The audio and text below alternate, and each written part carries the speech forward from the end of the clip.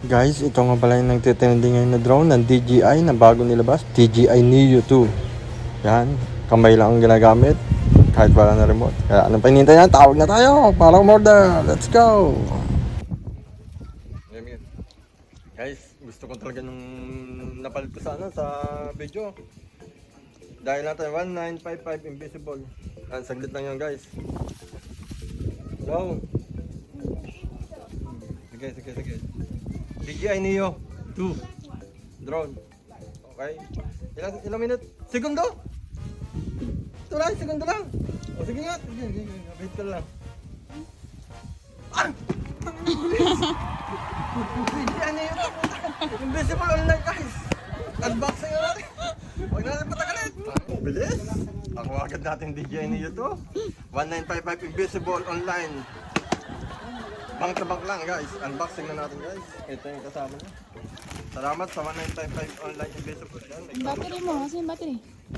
May kasama siyang battery guys. Extra guys. Parang lighter lang guys. Tingnan nyo naman, napakaliit. Hindi. Legit, titignan natin kung legit dun sa 1955 invisible. Makakala nila, box lang eh. Box lang guys. Dito box. Nakasell siya guys, 8,000 NT. So sa Pinas ay 15,000. Pero ang price niya talaga ay 15,000 NT. Yan guys, nakatape pa. Bilis, grabe. Hang-hang ako doon sa online invisible 1955. 1 second lang.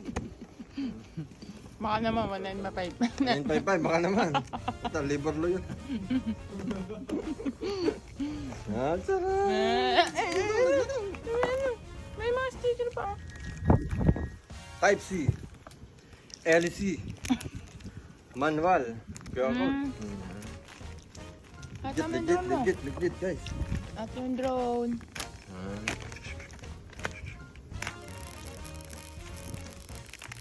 Neo.